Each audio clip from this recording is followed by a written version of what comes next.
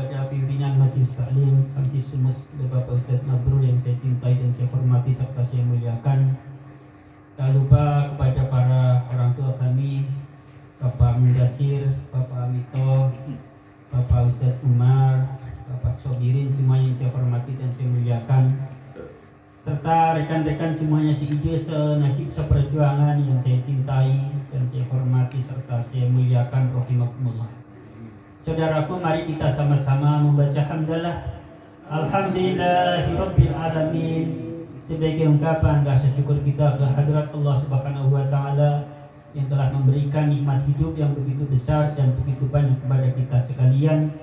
Di antara nikmat hidup yang masih dapat kita rasakan bersama-sama sampai detik malam hari ini, alhamdulillah kita semuanya masih diberikan umur panjang oleh Allah Subhanahu wa taala. Ya, bertemu kembali, berkumpul kembali dalam suasana yang penuh dengan kedamaian.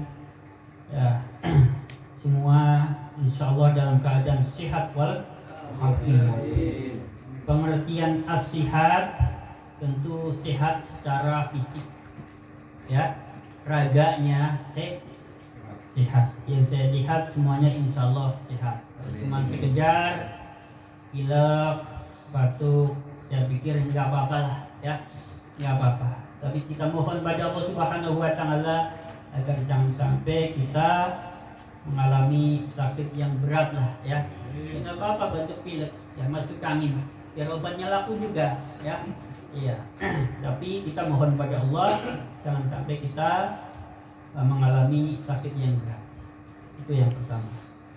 Terus tadi saya menyebutkan kata afiat. Biasanya kalau orang mengatakan sehat, biasanya sehat wal afiat. Keduanya sama-sama diambil dari bahasa Arab. Sehat berarti as-sihat bahasa Arab. Kalau wal afiat diambil dari kata afiyah. Jadi wa-nya itu huruf lagu. Jadi orang Jawa, jadi orang Indonesia jadi nyebutnya wal afiyat. Ya, bahasa Arabnya afiat. Wawunya ini wawu huruf atau. Jadi sehat wal afiat artinya sehat secara lahir, ya, raganya, fisiknya sehat. Wal afiyah disertai dengan kesehatan secara batin, jiwanya juga sehat. Insya Allah semua yang hadir di sini sehat wal afiyat. Ya, jiwanya, raganya semua sehat. Saya katakan sehat wal afiyat, jiwa raganya sehat. Buktinya adalah kita sama-sama masih bisa mau mengerjakan sebagian daripada bentuk ketaatan terhadap Allah Subhanahu wa taala. Mulai dari tadi sholat maghrib berjamaah, dilanjutkan dengan sholat isya berjamaah, dilanjutkan dengan pembacaan sholawat berjanji, zikir, ta'lil, dilanjutkan dengan pengajian. Kalau orang yang jiwanya nggak sehat, sakit nggak mungkin lama-lama capek, ya, dari sholat maghrib ke sholat isya duduk, ya. Diperkirakan nanti nyampe jam 10. Kalau orang jiwanya nggak sehat nggak mungkin, ya. Maka saya pastikan insya Allah semua yang hadir di sini orang-orang yang lahir batinnya, jiwa raganya sehat. Alhamdulillahirabbil alamin. Selanjutnya selawat serta salam semoga tersanjungkan pada baginda Nabi Muhammad sallallahu alaihi wasallam. Saudaraku, ya, melalui majelis yang mulia ini, ya, ayo monggo bareng-bareng kita saling mendoakan. Karena kita tidak pernah tahu doa siapa yang diijabah. Doa siapa yang diijabah kita tidak tahu.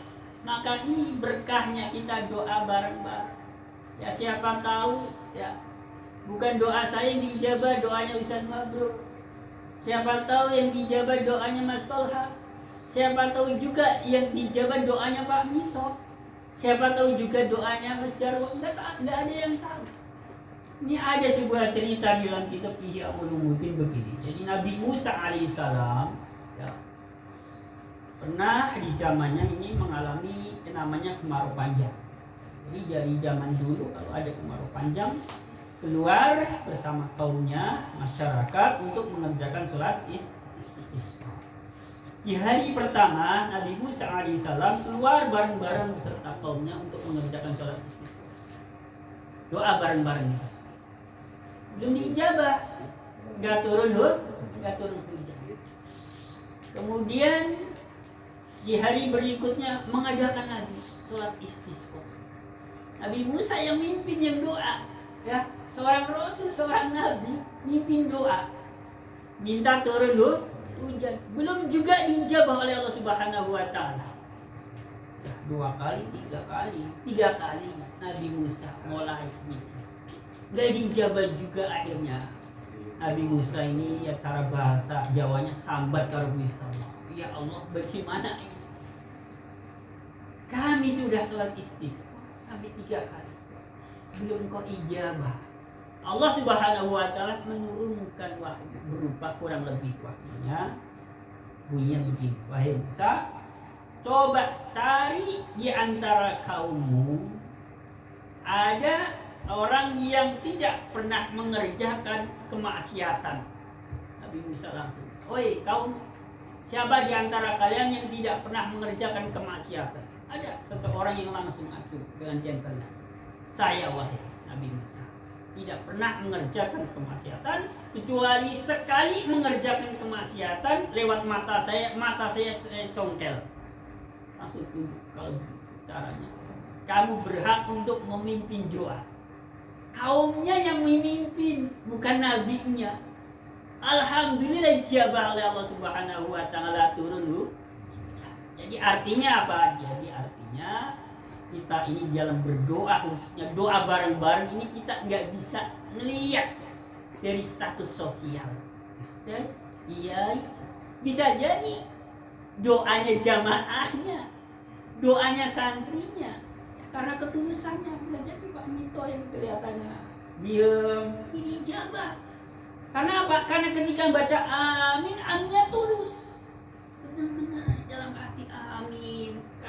Maknanya amin apa? Maknanya amin, ya Allah, ijabailah doa kami. Yang mimpin kan hanya baca teksnya, proposalnya.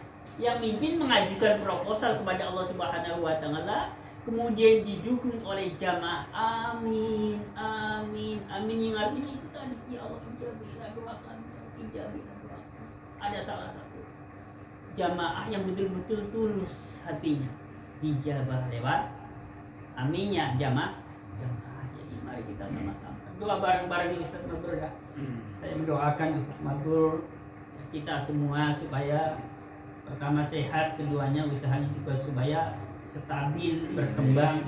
Saya juga minta doa begitu sama. Ya sehat, ya kegiatannya lancar, ya usaha juga lancar. Sama-sama kita saling mendoakan. Ya, apalagi dalam keadaan sekarang ini ya saya sendiri di tempat kerja juga rada ngenes karena memang tadi sepi banget ya. Sampai kemarin dengar malah salah satu konfliknya tutup karena pulang semua. 6 penjahit pulang semua. Saya agak ngenes ya Allah. Jangan-jangan saya ini kena kena juga, karena secara teori tukang pola 2 ini yang satu kan memang tinggal di situ, senior, orang udah lama dari zaman masih Turka.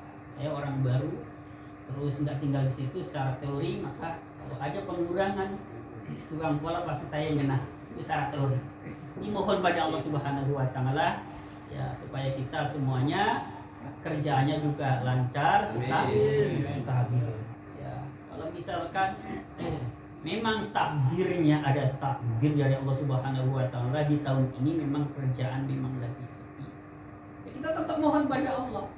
Sebab ada hadis Nabi SAW yang berbunyi begini bunyinya. La yaridul qadaru ila duna'u wa la yazidu fil umri ila birru. Yang artinya tidak ada yang bisa menolak, mencegah takdir kecuali doa. Barangkali di tahun ini ada takdir ya, kita rezekinya mau seret semua ini ya. Takdirnya di tahun 2025 ini. Tapi insya Allah dengan berkahnya doa bareng-bareng, kita yakin dengan hadis tadi tidak ada yang bisa menolak takdir kecuali doa. Kita yakin bareng-bareng ya. Dan tidak ada yang bisa nambah umur kecuali amal kebaikan. Oleh karena itu, maka bareng-bareng ayo sama-sama meningkatkan amal kebaikan. Semoga dengan berkahnya amal kebaikan yang kita kerjakan, umur kita dipanjangkan oleh Allah Subhanahu wa taala, senantiasa diberikan kesehatan oleh Allah Subhanahu wa taala, hidup dalam ketaatan. Amin. Ya. Satu hadis lagi berkaitan dengan masalah doa.